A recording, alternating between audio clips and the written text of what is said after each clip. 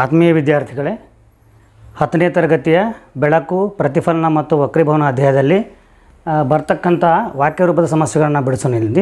ಇಲ್ಲಿ ದರ್ಪಣಕ್ಕೆ ಸಂಬಂಧಪಟ್ಟಂಥ ಒಂದು ಸಮಸ್ಯೆ ಇದೆ, ಅದನ್ನು ನೋಡೋಣಂತ. ಒಂದು ಆಟೋಮೊಬೈಲ್ ವಾಹನದಲ್ಲಿ ಹಿನ್ನೋಟವನ್ನು ಪಡೆಯಲು ಉಪಯೋಗಿಸಿದ ಪೀನ ದರ್ಪಣದ ವಕ್ರತಾ ತ್ರಿಜ್ಯವು 3 ಮೀಟರ್ ಇದೆ. ಒಂದು ವೇಳೆ ಬಸ್ಸು ದರ್ಪಣದಿಂದ 5 ಮೀಟರ್ ದೂರದಲ್ಲಿದ್ದರೆ ಪ್ರತಿಬಿಂಬದ ಸ್ಥಾನ, ಸ್ವಭಾವ ಮತ್ತು ಗಾತ್ರ ಕಂಡುಹಿಡಿಯಿರಿ ಅಂತೇಳಿ. ಭಾಳ ಸಿಂಪಲ್ ಇರತಕ್ಕಂಥ ಪ್ರಶ್ನೆ ಇದು. ಇಂಥ ರೀತಿಯಲ್ಲಿ ನಾವು ಬಿಡಿಸ್ಲಿಕ್ಕೆ ನಮಗೆ ದರ್ಪಣದ ಸೂತ್ರ ಗೊತ್ತಿರಬೇಕು ಮತ್ತು ಕೆಲವೊಂದು ಕಾರ್ಟೇಸಿಯನ್ ಸಂಕೇತಗಳು ಕೂಡ ಗೊತ್ತಿರಬೇಕು. ಉದಾಹರಣೆಗಾಗಿ ನಾನು ಮೊದಲಿಗೆ ಅದನ್ನು ನಿಮ್ಗೆ ಸಂಕ್ಷಿಪ್ತವಾಗಿ ತೋರಿಸ್ತೀನಿ. ಇದು ನಿಮ್ನ ದರ್ಪಣ ಐತಿ. ಈ ನಿಮ್ನ ದರ್ಪಣದ ಪ್ರಧಾನ ಅಕ್ಷವನ್ನು ನಾನಿಲ್ಲಿ ಎಳೆದಿದ್ದೀನಿ.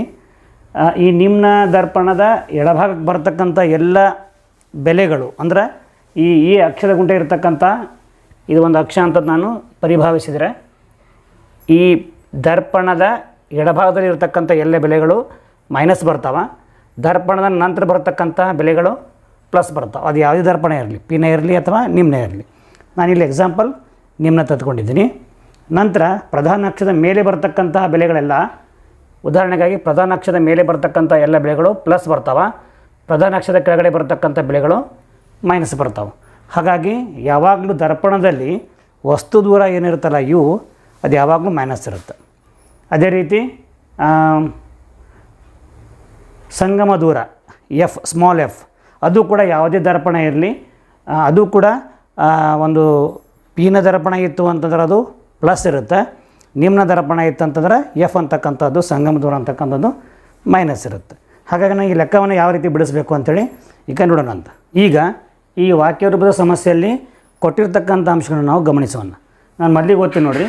ಒಂದು ಆಟೋಮೊಬೈಲ್ ವಾಹನದಲ್ಲಿ ಹಿನ್ನೋಟವನ್ನು ಪಡೆಯಲು ಉಪಯೋಗಿಸಿದ ಪೀನ ದರ್ಪಣ. ಫಸ್ಟ್ ನಾವು ಏನು ನೋಡ್ಬೇಕಂದ್ರೆ, ಕೊಟ್ಟಿರ್ತಕ್ಕಂಥ ಸಮಸ್ಯೆಯಲ್ಲಿ ದರ್ಪಣದ ಸಮಸ್ಯೆ ಇತ್ತಪ್ಪ ಅಂದರೆ ಯಾವ ದರ್ಪಣ ಕೊಟ್ಟಿದ್ದಾರೆ, ಮಸೂರ ಇತ್ತಂದರೆ ಯಾವ ಮಸೂರವನ್ನು ಕೊಟ್ಟಿದ್ದಾರೆ ಅಂತಕ್ಕಂಥದ್ದನ್ನು ನೋಡ್ಬೇಕು ನಾವಿಲ್ಲಿ. ಇಲ್ಲಿ ಪೀನ ದರ್ಪಣ ಐತಿ. ಪೀನ ದರ್ಪಣ ಇರೋದ್ರಿಂದ ಕೆಲವೊಂದು ವ್ಯಾಲ್ಯೂಗಳು ಚೇಂಜ್ ಆಗ್ತಾವೆ ಇಲ್ಲಿ. ಸೊ ಇಲ್ಲಿ ಪೀನ ದರ್ಪಣ ಕೊಟ್ಟರೆ ಪೀನ ದರ್ಪಣದ ವಕ್ರತಾ ತ್ರಿಜ್ಯ ಕೊಟ್ಟಿದ್ದಾರೆ. ವಕ್ರತಾ ತ್ರಿಜ್ಯ ನಾನು ಆರ್ ಅಂತ ಬರ್ಕೋತೀನಿ. ಆರ್ ಈಸ್ ಈಕ್ವಲ್ ಟು ಎಷ್ಟೈತಪ್ಪ ಅಂತಂದ್ರೆ 3.00 ಮೀಟ್ರ್. ಆರ್ ಎಷ್ಟಿದೆಯಪ್ಪ ಅಂದ್ರೆ 3.00 ಮೀಟ್ರ್ ಇದೆ. ಒಂದು ವೇಳೆ ಬಸ್ಸು ದರ್ಪಣದಿಂದ 5 ಮೀಟ್ರ್ ದೂರದಲ್ಲಿದ್ದರೆ, ಅಂದರೆ ಬಸ್ಸು ದರ್ಪಣದಿಂದ ದೂರಿದೆ. ಬಸ್ಸು ಒಂದು ವಸ್ತು ಅಂತ ನಾವು ಪರಿಗಣಿಸೋಣ. ದರ್ಪಣದಿಂದ ಬಸ್ಸು ಅಂದರೆ ವಸ್ತು ದೂರ ಇರುವುದರಿಂದ ನಾವು ಇಲ್ಲಿ 5 ಮೀಟ್ರ್ ದೂರದಲ್ಲಿದೆ ಅಂತ ಕೊಟ್ಟಿದ್ದಾರೆ. ಹಾಗಾಗಿ ಇಲ್ಲಿ ವಸ್ತು ದೂರವನ್ನು ಕೊಟ್ಟಿದ್ದಾರೆ. U is equal to 5 metre ತೊಗೋಬೇಕು. ಬಟ್ ಗಮನದಲ್ಲಿ ಯಾವುದೇ ದರ್ಪಣ ಇರಲಿ, ಪಿನ ಇರಲಿ, ನಿಮ್ನ ಇರಲಿ, ವಸ್ತು ಅದರ ಎಡಭಾಗ ಇರೋದರಿಂದ ನಾವು ಬೆಲೆಗಳನ್ನು ಮೈನಸ್ಸಾಗಿ ತೊಗೋಬೇಕು. ಅದಕ್ಕಾಗಿ ನಾನಿಲ್ಲಿ -5.00 ಮೀಟ್ರ್ ಅಂತ ತೆಗೆದುಕೊಳ್ತೀನಿ. ನಂತರ ಒಂದು ವೇಳೆ ಬಸ್ಸು ದರ್ಪಣದಿಂದ 5 ಮೀಟ್ರ್ ದೂರದಲ್ಲಿದ್ದರೆ ಪ್ರತಿಬಿಂಬದ ಸ್ಥಾನ, ಸ್ವಭಾವ, ಗಾತ್ರ ಕಂಡುಹಿಡಿಯಿರಿ ಅಂತ ಯಾರ. ನಾವು ಪ್ರತಿಬಿಂಬದ ಸ್ಥಾನ ಅಂತಂದರೆ ವಿ, ಪ್ರತಿಬಿಂಬದ ದೂರವನ್ನು ನಾವು ಕಂಡುಹಿಡಿಬೇಕಾಗತ್ತೆ ಇಲ್ಲಿ. ಹಾಗಾಗಿ ವಿ ನಮಗೆ ಗೊತ್ತಿಲ್ಲ ಮತ್ತು ಗಾತ್ರಗಳು ಕೂಡ ಗೊತ್ತಿಲ್ಲ. ಎಮ್ ಎಷ್ಟು ಬರುತ್ತೆ ಅಂತಕ್ಕಂಥದ್ದು ಕೂಡ ನಮಗೆ ಗೊತ್ತಿಲ್ಲ. ಮುಂದಿನ ಹಂತದಲ್ಲಿ ನಾವು ಅದನ್ನು ಕಂಡುಹಿಡಿಯೋಣ ಅಂತ. ಈಗ ನಮಗಿಲ್ಲಿ ಆರ್ ಕೊಟ್ಟಿದ್ದಾರೆ. ದರ್ಪಣದ ಸೂತ್ರ ಏನಿದೆ, 1/f is equal to 1/v plus 1/u ಅಂತ ಇದೆ.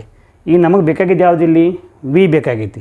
ಹಾಗಾಗಿ ನಾವೇನು ಮಾಡ್ಕೋತೀವಪ್ಪ ಅಂತಂದ್ರೆ ವಿಯನ್ನು ಮಾತ್ರ ಇಲ್ಲಿ ಇಟ್ಕೊಂಡು ಈ ಒಂದು ಎಡಬದಿಯಲ್ಲಿರ್ತಕ್ಕಂಥ ವ್ಯಾಲ್ಯೂಗಳನ್ನು ನಾವು ಚೇಂಜಸ್ ಮಾಡ್ಕೋಬೇಕಾಗತ್ತೆ. ಇಲ್ಲಿ ನೋಡಿ ಏನಾಗತ್ತಿದು 1/v ಈಸ್ ಈಕ್ವಲ್ ಟು ಏನಾಗುತ್ತಪ್ಪ ಅಂತಂದ್ರೆ 1/f ಮೈನಸ್ 1/u ಅಂತ ಆಗುತ್ತೆ. ಈ ಸೂತ್ರ ಸ್ವಲ್ಪ ನೋಡಿರಿ ನಾವಿಲ್ಲಿ. ನಮಗಿಲ್ಲಿ ವಿಯನ್ನು ನಾವು ಕಂಡಿಬೇಕಾಗೈತಿ, ವಸ್ತುವಿನ ಪ್ರತಿಬಿಂಬದ ದೂರವನ್ನು ನಾವು ಕಂಡಿಬೇಕಾಗೈತಿ. ನಮಗೆ ವಿ ಬೇಕಾಗೈತಿ. ಎಫ್ ನಮಗೆ ಗೊತ್ತಿಲ್ಲ. ಬಟ್ ನಾವು ಎಫನ್ನು ಹೇಗೆ ಫೈಂಡ್ ಔಟ್ ಮಾಡ್ಬೋದಪ್ಪ ಅಂತಂದ್ರೆ, ಇಲ್ಲಿ ವಕ್ರತಾ ತ್ರಿಜ್ಯ ಕೊಟ್ಟಿರ್ತಾರೆ. R is equal to 3 metre ಆದರೆ ನಮಗೆ ಸೂತ್ರ ಗೊತ್ತೈತಿ. So F is equal to ಏನೈತಪ್ಪ ಅಂತಂದ್ರೆ R/2 ಅಂಥೇಳಿ. ಸೊ 3, ಈ 3.00 ನಾನು 3 ಅಷ್ಟೇ ಬರ್ಕೊತೀನಿ, ಯಾಕಂದ್ರೆ ದಶಮಾಂಶ ಸ್ಥಾನ ನಂತರ ಯಾವುದೇ ಸ್ಥಾನ ಇಲ್ಲ. 3/2 ಎಷ್ಟಾಗತ್ತೆ? 3/2 ಅಂತಂದ್ರೆ 1.5 ಮೀಟ್ರ್ ಆಗುತ್ತೆ. 1.5 ಮೀಟ್ರ್ ಆಗುತ್ತೆ.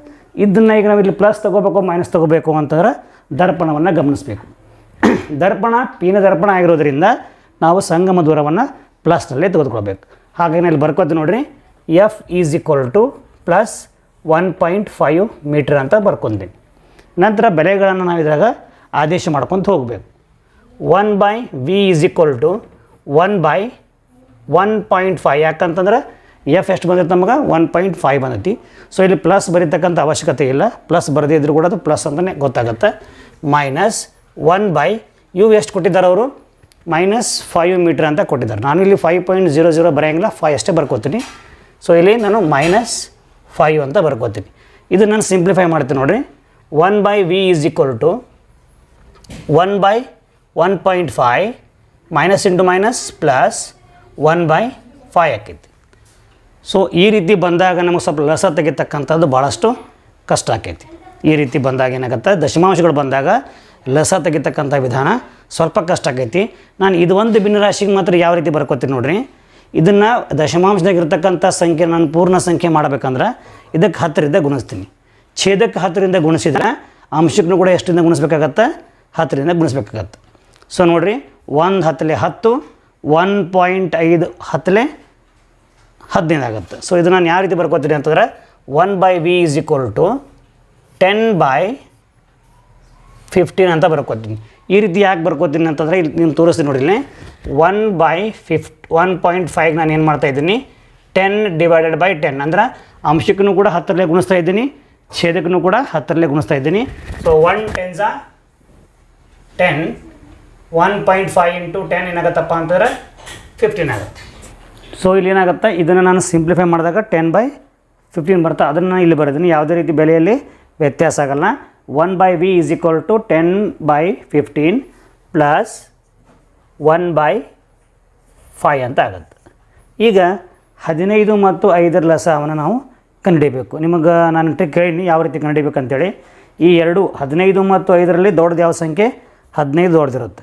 ಸೊ 15ರ ಮಗ್ಗೆ ಅನ್ಬೇಕು ನಾವು. 15 ಒಂದಲೇ 15. ಆ 15 5ರ ಮಗ್ಗಿಯೊಳಗೆ ಬರ್ತಿತ್ತು ಅಂತಂದ್ರೆ ಅದೇ ಲಸ ಇರುತ್ತೆ. ಇಲ್ಲಿ ನೋಡಿ, ಎರಡು ಗಮನಿಸ್ರಿ, 15 ಒಂದಲೇ 15, ಈ 15 5ರ ಮಗ್ಗಿಯೊಳಗೆ ಬರುತ್ತೆ. ಹಾಗಾಗಿ ಲಸ ಯಾವ್ದು ಇರುತ್ತಪ್ಪ ಅಂತಂದ್ರೆ 15 ಇರುತ್ತೆ.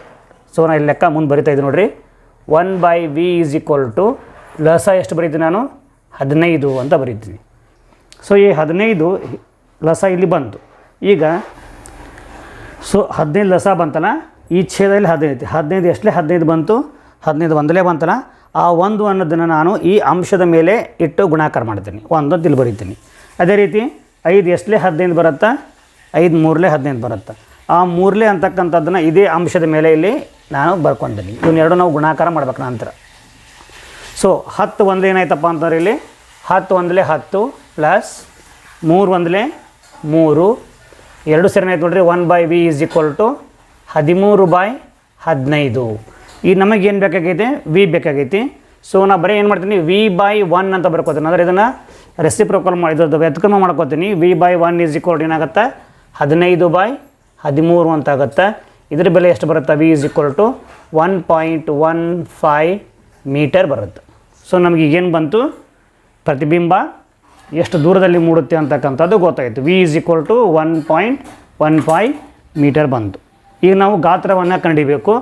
m = ಸೂತ್ರ ಐತಿ, m = -v/u ಅಂತೇಳಿ. ಸೊ m = ಮೈನಸ್ ಅಂತ ಬರಿತೀನಿ. v ಅಂದಲ್ಲಿ ಏನು ಬರಿತೀನಿ ನಾನು, 1.15 ಬರಿತೀನಿ. ಡಿವೈಡೆಡ್ ಬೈ u ಅಂದಲ್ಲಿ ಏನು ಬರಿತೀನಿ, -5 ಅಂತ ಐತಿ, -5 ಬರಿತೀನಿ. ಸೊ ಅಂಶದಲ್ಲೂ ಮೈನಸ್ ಐತಿ, ಛೇದದಲ್ಲೂ ಮೈನಸ್ ಐತಿ. ಇವೆರಡು ಕ್ಯಾನ್ಸಲ್ ಆಗ್ತಾವೆ. ಇಲ್ಲಿ ಇದನ್ನು ನಾನು ಸಂಕ್ಷಿಪ್ತ ರೂಪ ತರ್ತೀನಿ. 5 ಒಂದಲೇ 5, 5 2ಲೇ 10, 1 ಉಳಿತು, 5 3ಲೇ 15. ಇಲ್ಲಿ ಪಾಯಿಂಟ್ ತುಂಬ ಬರುತ್ತೆ. ಸೊ m = 0.23 ಅಂತ ಬರುತ್ತೆ. ಈಗ m ಬೆಲೆ 1 ಬಂದರೆ ಏನೋ ಅರ್ಥಪ್ಪ ಅಂತಂದ್ರೆ ಪ್ರತಿಬಿಂಬ ವಸ್ತುವಿನಷ್ಟೇ ಇದೆ ಅಂತ ಅರ್ಥ. m ಬೆಲೆ 1ಕ್ಕಿಂತ ಹೆಚ್ಚಿಗೆ ಬಂತು ಅಂತಂದ್ರೆ ವಸ್ತುವಿನ ಗಾತ್ರಕ್ಕಿಂತ ಪ್ರತಿಬಿಂಬದ ಗಾತ್ರ ಹೆಚ್ಚಿದೆ ಅಂತ ಅರ್ಥ. m ಬೆಲೆ 1ಕ್ಕಿಂತ ಕಡಿಮೆ ಬಂತು, ಇಲ್ಲಿ ನೋಡಿ 0.23 ಬಂತು ಅಂದರೆ 1ಕ್ಕಿಂತ ಕಡಿಮೆ ಬಂದೈತಿ. ಸೊ m ಬೆಲೆ 1ಕ್ಕಿಂತ ಕಡಿಮೆ ಬಂದಾಗ ಏನಾಕೈತಿ ಅಂತಂದ್ರೆ ಪ್ರತಿಬಿಂಬದ ಗಾತ್ರ ತುಂಬ ಚಿಕ್ಕದಿದೆ ಅಂತಲೂ ಅರ್ಥ ಆಗುತ್ತೆ. ಸೊ ಈಗ ನಾವು ಉತ್ತರಕ್ಕೆ ಬರೋಣ ಅಂತಿಲ್ಲಿ. ಸ್ಥಾನವನ್ನು ನಾವು ಕಂಡಿದ್ದೀವಿ. ಪ್ರತಿಬಿಂಬ ಸ್ಥಾನ ಎಲ್ಲಿ ಬಂತಪ್ಪ ಅಂತಂದ್ರೆ ಪ್ರತಿಬಿಂಬವು ನಮಗೆ ದರ್ಪಣದ ಹಿಂದುಗಡೆ, ಪ್ರತಿಬಿಂಬವು ನಮಗೆ ದರ್ಪಣದ ಹಿಂದುಗಡೆ 1.15 ಮೀಟರ್ ದೂರದಲ್ಲಿ ಉಂಟಾಗುತ್ತದೆ ಅಂತ ಬರೀಬೇಕು. ಸ್ವಭಾವ ಹೆಂಗೆ ಬರೀಬೇಕು ಅಂದ್ರೆ ನೋಡಿಲಿ, m ವ್ಯಾಲ್ಯೂ ಯಾವಾಗಲೂ ಪ್ಲಸ್ ಬತ್ತು ಅಂತಂದ್ರೆ ನೇರ ಪ್ರತಿಬಿಂಬ.